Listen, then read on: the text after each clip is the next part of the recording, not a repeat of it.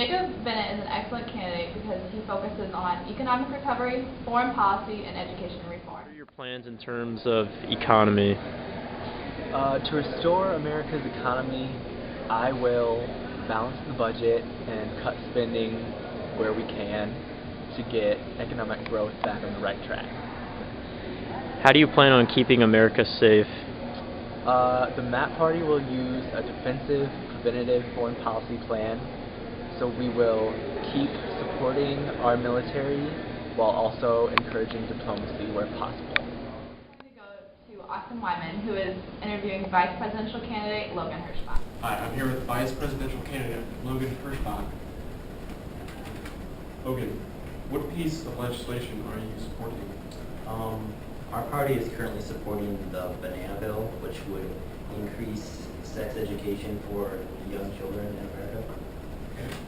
And what are your views on the American education system? The American education system definitely needs some improvements.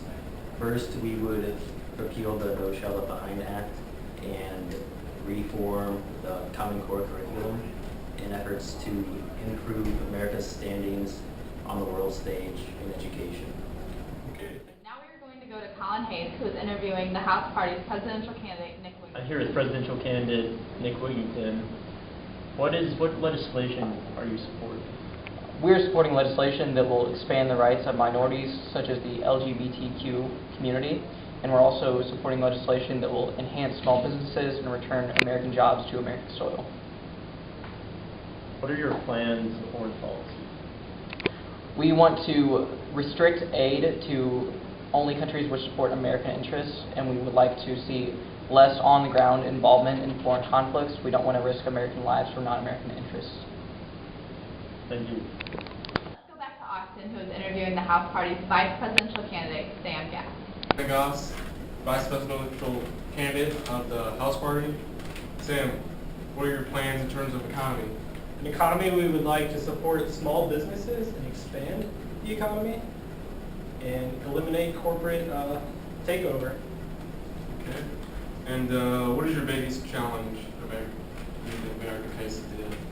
The corporate world, they're just trying to take over everything and take everyone's money. Okay, thank you. Colin is now with the birthday party's presidential candidate Abigail Schrader. Abigail focuses on unimportant issues such as raising taxes for healthcare. I'm here with presidential candidate Abigail Schrader. What piece of legislation are you pushing?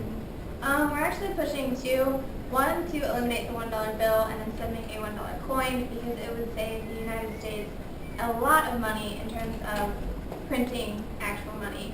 And our second is a bill to significantly reduce fracking. What are your views on foreign policy? We believe that diplomacy and humanitarian aid as opposed to aids to governments directly is definitely the way to go. However, that being said, we also believe that there are some cases where military intervention is necessary and the United States must be kept safe at all costs. Lastly, what's the biggest problem facing America today? We believe that the biggest problem facing America is more or less just keeping us a world superpower, making sure that our economy and the entire nation as a whole is safe. Okay, thank you. Now with the birthday party's vice presidential candidate Lillian Barkley. Vice Presidential candidate of the birthday party. Lillian, what do you want to do to help the environment? Our party is focused on reducing fracking significantly and increasing a focus on renewable energy sources. Okay. And how will you go about tax reform? We are reducing the earned income credit, which takes unnecessary support from big business and gives it back to the individual.